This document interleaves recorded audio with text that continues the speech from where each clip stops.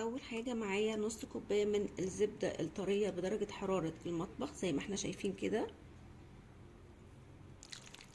هخفقها شويه بس صغيرين، عايزاها تبقى ناعمه معايا بالشكل ده كده. مش عايزاها لونها يفتح، ولكن انا بس عايزه ادوبها، علشان كده عايزاها بدرجه حراره المطبخ عشان تكون سهله. نص كوبايه من السكر البودر. كل الحاجات بالمضرب اليدوي عادي خالص، مفيش اي مشكله. يا دوب بس هخفق السكر مع الزبده.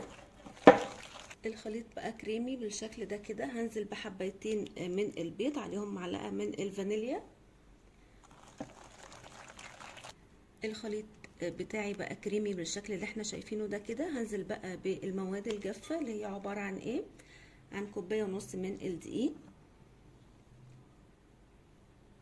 وعليه كمان معلقتين كبار من النشا، ونص معلقه صغيره من البيكنج باودر، مش اكتر من كده. انا مش عايزه البسكوت ينفش معايا. رشه بسيطه من الملح. هخلط بقى المكونات كويس جدا لحد ما يتكون معايا خليط البسكوت اللي بتاعي. دلوقتي البسكوت بتاعي بقى جاهز بالشكل ده كده، مش ناشف ومش طري قوي. دلوقتي بقى هحطه في كيس حلواني. عندي الكيس البلاستيك، او لو الكيس القماش مفيش اي مشكله خالص. دلوقتي بقى هنرسم الدبدوب بتاعنا بطريقه سهله جدا وبسيطه جدا. بنعمل خطين كده، وبعد كده دايره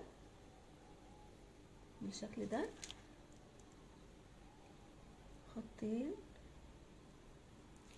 دايره.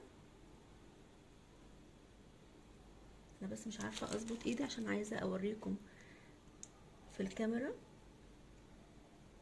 وطبعا الحلو في البسكوت ان احنا لو اي رسمه فيهم طلعت مش مظبوطه بنشيلها ونعمل واحده غيرها بالشكل ده كده كده كده. وبعد كده الدايره. اظن مفيش اسهل من كده، بيطلع شكله حلو جدا والولاد بيحبوه جدا. انا هشيل دي واعمل واحده غيرها كده. بسكوت الارنوب بتاعي بقى جاهز معايا بالشكل الجميل ده كده. هدخله الفرن على درجه حراره 180 على الرف الاوسط. كده البسكوت بتاعنا بعد ما طلع اخد تقريبا ربع ساعه في الفرن.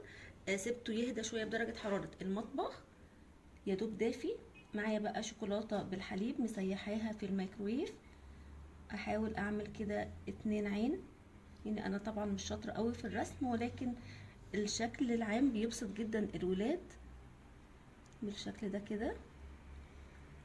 ممكن لو شوكولاته غامقه برضو مفيش مشكله، هو بس مجرد شكل. اصلا البسكوت حتى لو مش عملنا الشكل بالشوكولاته، شكل الارنوب بيبسط الولاد الصغيرين. دلوقتي بقى معايا شوكولاته بيضه نعمل بيها بق الارنوب شكل يشبه البيضاوي كده بالشكل ده. نرجع تاني بقى للشوكولاته البني، نعمل بها خطين كده بس، ونرسم البق بتاع او الشنب بتاع الارنوب. الشوكولاته البيضه يا دوب يعني نشفت كده بالشكل ده كده.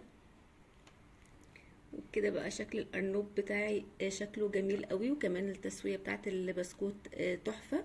شايفين بقى قد ايه هو هش وجميل جدا. يا رب وصفه النهارده تكون عجبتكم، واللي جرب الوصفه وتعجبه يا ريت يسيب لي رايه في كومنت، واللي اول مره يشوف قناتي يعمل اشتراك، واللي عجبه الفيديو يعمل لايك. سلام.